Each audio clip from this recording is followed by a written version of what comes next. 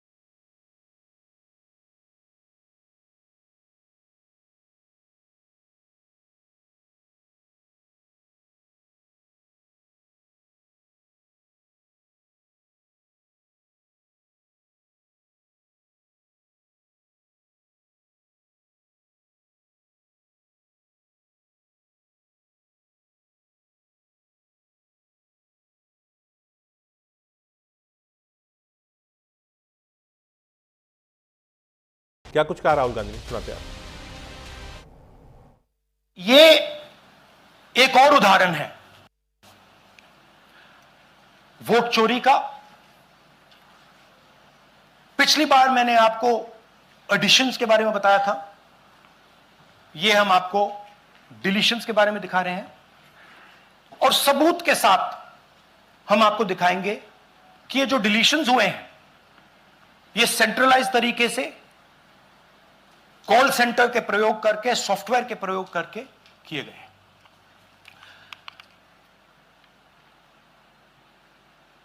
हमारे पास इस प्रेजेंटेशन में जो मैंने आपको अभी दिखाया 100% सबूत है, प्रूफ है कि ज्ञानेश कुमार जी हिंदुस्तान के चीफ इलेक्शन कमिश्नर वोट चोरों की रक्षा कर रहे हैं और यह मैं आपको अभी दिखाने जा रहा हूं।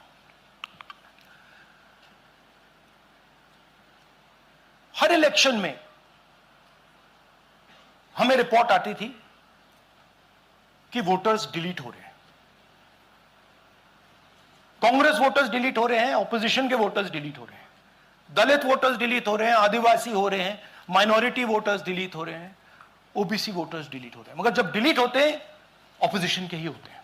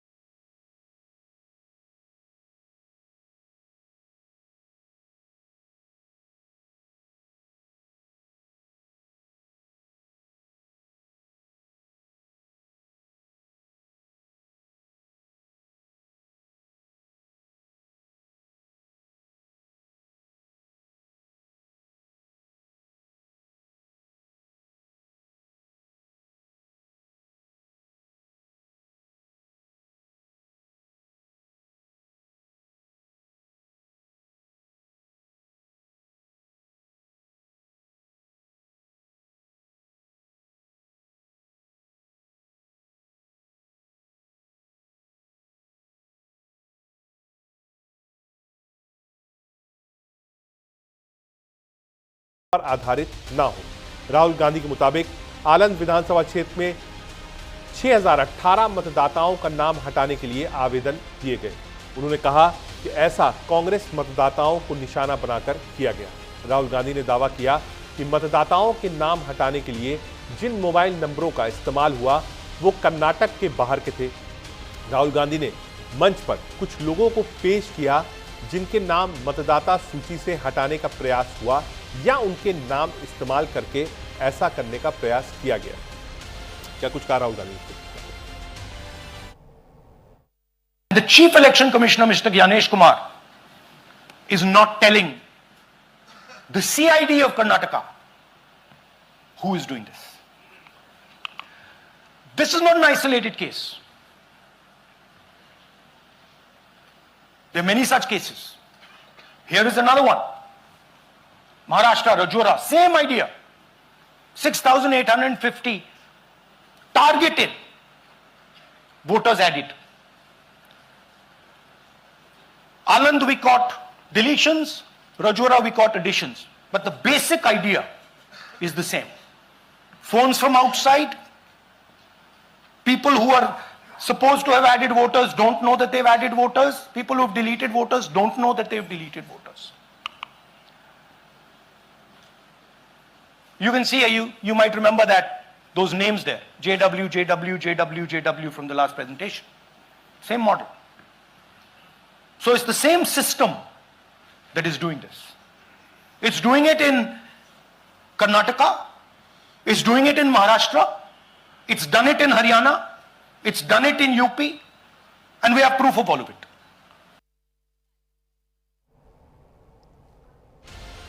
आपको बता दें, सीआईडी ने 18 पत्र भेजकर कुछ जानकारियां मांगी, लेकिन ये जानकारी नहीं दी गई, क्योंकि इससे वहां तक पहुंचा जा सकेगा जहां से ये अभियान चलाया जा रहा है। राहुल गांधी ने कहा है कि महाराष्ट्र के चंद्रपुर जिले के राजौरा विधानसभा क्षेत्र में इसी तरीके का इस्तेमाल करके 6,850 नाम जोड़े गए। उन्होंने कहा कि एक सप्ताह में निर्वाचन आयोग को पूरा विवरण देना चाहिए, और यदि ऐसा नहीं है तो फिर स्पष्ट हो जाएगा कि ज्ञानेश कुमार वोट चोरों की मदद कर रहे हैं। राहुल गांधी ने बीते 1 सितंबर को पटना में वोटर अधिकार यात्रा के समापन के मौके पर वोट चोरी से जुड़े अपने पहले खुलासे का हवाला देते हुए दावा किया था कि एटम बम के बाद अब हाइड्रोजन बम आने वाला है। क्या कुछ कहा राहुल गांधी ने hydrogen bomb?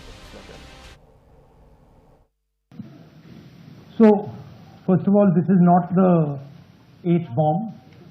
H bomb is coming. This is another milestone in setting up and demonstrating to the youth of this country how elections are being rigged. So, first of all, this is not the H bomb. H bomb is coming. Bengaluru के महादेवपुरा विधानसभा क्षेत्र में कथित vote चोरी का मुद्दा बीते 7 अगस्त को संवाददाता सम्मेलन के जरिए उठाया था। इस खुलासे को उन्होंने एटम बम कहा था।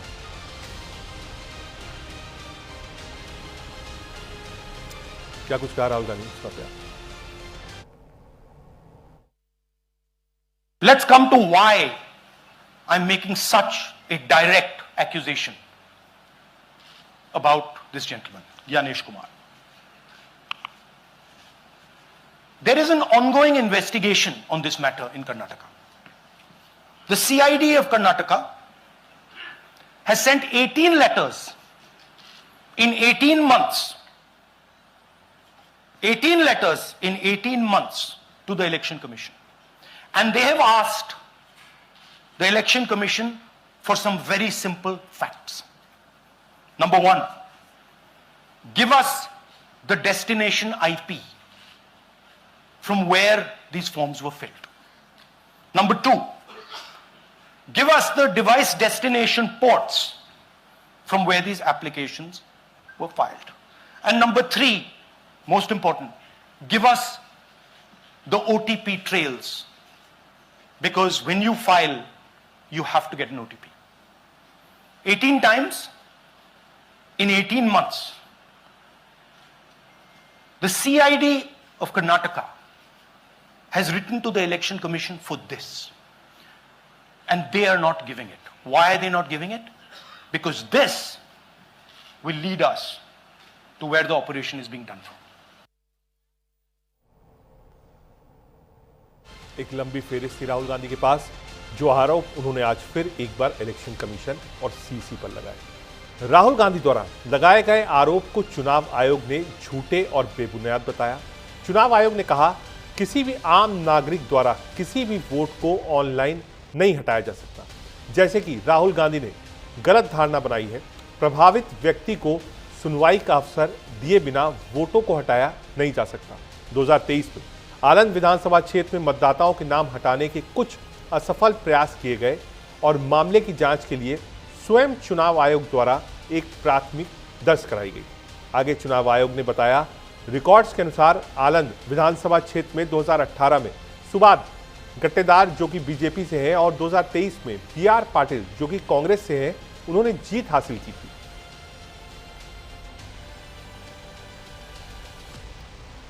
इस पूरे मसले पर आज दिन भर राजनीति होती रही। लोगों को उम्मीद थी कि आज राहुल हाइड्रोजन बम फोड़ेंगे, जैसा कि उन्होंने कहा था यात्रा के दौरान, लेकिन उसके बाद भी राहुल गांधी ने पहले ही बता दिया कि आज हाइड्रोजन बम नहीं है। आज मैं आपको सिर्फ एक जानकारी दे रहा हूं और इलेक्शन कमीशन पर आरोप लगा रहा हूं। तो वहीं राहुल गांधी के इन तमाम आरोपों को लेकर बीजेपी ने अपनी प्रतिक्रिया दी है। बीजेपी सांसद अनुराग ठाकुर ने कहा है कि कांग्रेस नेता हाइड्रोजन बम फोड़ने वाले थे, लेकिन ये फुलझड़ी निकली। राहुल की निराशा और हताशा ये दिखाती है। उन्होंने कहा कि राहुल गांधी के आरोपों का जवाब दिया। उन्होंने कहा कि चुनाव आयोग ने साफ तौर पर कहा है कि ऑनलाइन किसी का वोट डिलीट नहीं किया जा सकता। वोटर लिस्ट से नाम हटाए जाने के पहले उस व्यक्ति को मौका दिया जाता है। ठाकुर ने कहा, आनंद सीट से जुड़े मामले में चुनाव आयोग ने खुद FIR दर्ज कराई थी। उस पर कर्नाटक में CID ने क्या किया, ये कांग्रेस नेता हाइड्रोजन बम फोड़ने वाले थे, लेकिन ये फुलझड़ी निकली। क्या कुछ कहा अनुराग ठाकुर ने, सुनाते हैं आपको।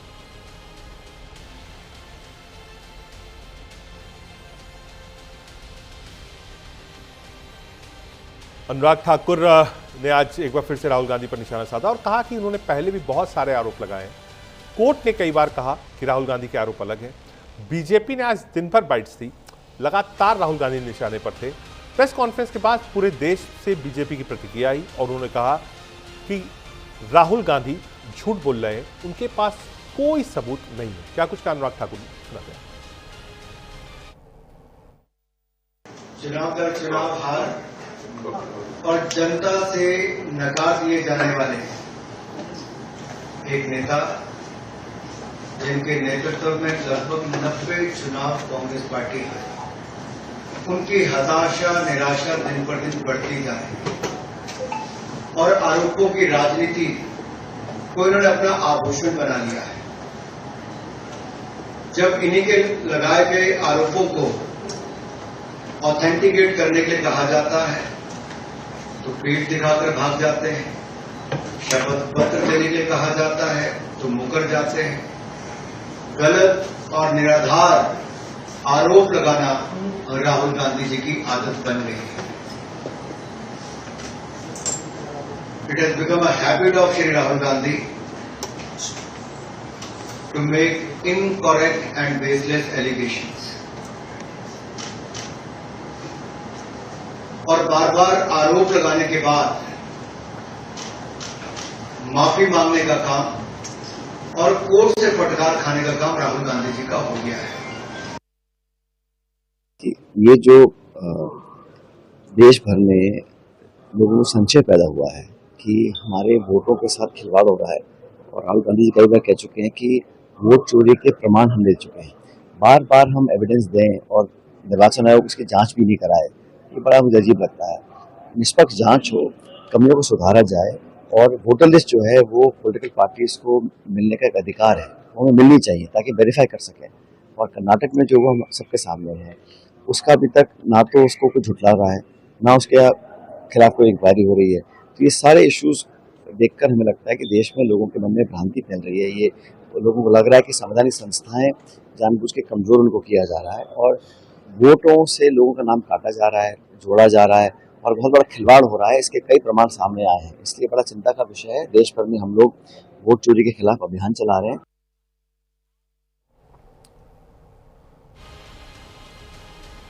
राहुल गांधी ने प्रेस कॉन्फ्रेंस करी, डाटा दिया, डाटा महाराष्ट्र का दिया और कर्नाटक का दिया।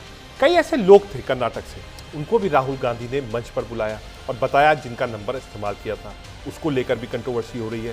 दरअसल राहुल गांधी लगातार इलेक्शन कमीशन को निशाने पर लिए हुए। पहले उन्होंने इलेक्शन कमीशन को घेरा, उसके बाद डायरेक्ट CC पर अटैक किया, उसके बाद विपक्ष के जितने नेता थे उन सबको प्रेजेंटेशन दिया, फिर मीडिया के सामने प्रेजेंटेशन दिया, संसद के भीतर और संसद के बाहर किया। जब राहुल गांधी बिहार में प्रचार करने गए तो वो सिर्फ और सिर्फ SIR के ही मुद्दे पर प्रचार कर रहे थे अपनी यात्रा के दौरान। क्या कुछ कहना है इस पूरे मसले पर प्रियंका गांधी वाड्रा का और जगदम्बिका पाल का? सुनाते हैं।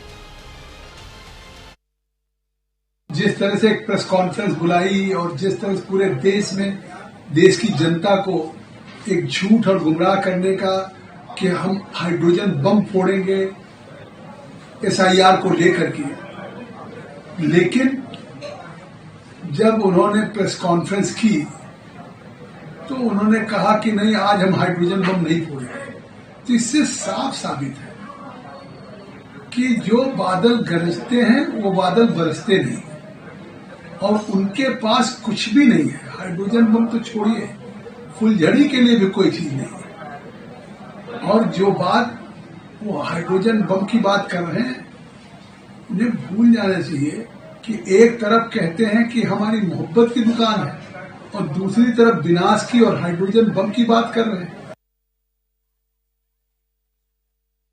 Yes, I urge everybody to look at to see his press conference. Everybody should watch his press conference because you should understand what is happening in our country and how the EC is colluding to destroy the electoral process and to challenge democracy in our country. We all need to fight for democracy. We need to fight for our constitution. We need to fight for our country. Yes, I urge everybody to look at to see his press conference. Everybody should watch his press conference because you should understand what is happening in our country and how the EC is colluding to destroy the electoral process and to challenge democracy in our country. We all need to fight for democracy. We need to fight for our constitution. We need to fight for our country. Yes, I urge everybody to look at to see his press conference. Everybody should watch his press conference because you should understand what is happening in our country and how the EC is colluding to destroy the electoral process and to challenge democracy in our country. We all need to fight for democracy. We need to. BJP ने आज आरोप लगाया कि संवैधानिक संस्थाओं से Congress party और राहुल गांधी का विश्वास खत्म हो गया है। इस तरीके से संवैधानिक संस्थाओं को टारगेट राहुल गांधी को नहीं करना चाहिए। पूर्व केंद्रीय मंत्री रविशंकर प्रसाद ने क्या कुछ कहा राहुल गांधी की प्रेस कॉन्फ्रेंस और इलेक्शन कमीशन पे, सुनाते हैं। न कानून समझते हैं, न सुप्रीम कोर्ट के आदेश को समझते हैं, खाली संविधान किए रहते हैं। मोटी बात बहुत साफ है, राहुल गांधी को वोट नहीं मिलता तो हम क्या करें, और उनके इस लक्षण से और इस आचरण से, जिस तरह की वो बदजुबानी करते हैं, जिस तरह से प्रधानमंत्री विपक्ष पर हमले करते हैं, देश उनको कभी नहीं वोट देगा। मैं एक ही बात कहूंगा कि वो विपक्ष के नेता हैं, अपनी क्षमता से हैं कि परिवार के कारण है, लोग देश जानता है, लेकिन जब आप विपक्ष के नेता हैं तो कुछ तो संस्कारित बनिए। राहुल गांधी इस देश की जनता का अपमान कर रहे हैं, राहुल गांधी इस देश के वोटर्स का अपमान कर रहे हैं, जिन्होंने नरेंद्र मोदी को इतना वोट दिया, जिताया, तो अब नहीं समझते हैं, तो जनता फिर जवाब देगी। ऐसा है, वो कोई बम ला दे, जैसे एक फुस हो गया ना, पटाखा निकला कर्नाटक वाला, ये भी फुस हो जाएगा। न कानून समझते हैं, न सुप्रीम कोर्ट के आदेश को समझते हैं, खाली संविधान किए रहते हैं। मोटी बात बहुत साफ है, राहुल गांधी को वोट नहीं मिलता तो हम क्या करें, और उनके इस लक्षण से और इस आचरण से, जिस तरह की वो बदजुबानी करते हैं, जिस तरह से प्रधानमंत्री विपक्ष पर हमले करते हैं, देश उनको कभी नहीं वोट देगा। मैं एक ही बात कहूंगा कि वो विपक्ष के नेता हैं, अपनी क्षमता से हैं कि परिवार के कारण है, लोग देश जानता है, लेकिन जब आप विपक्ष के नेता हैं तो कुछ तो संस्कारित बनिए। राहुल गांधी ने प्रेस कॉन्फ्रेंस के दौरान कई ऐसे लोगों को बुलाया था प्रेस कॉन्फ्रेंस में, और मंच पर भी बुलाया, और जिनका इंट्रोडक्शन कराया, जिनके नंबर इस्तेमाल हुए थे, जिनके कहने पर कई सारे वोटर्स के नाम काटे गए थे। कई विधायक भी कर्नाटक से आए थे जिनका आरोप था। ऐसे एक विधायक BR पाटिल भी आए थे कर्नाटक से। क्या कहा उन्होंने?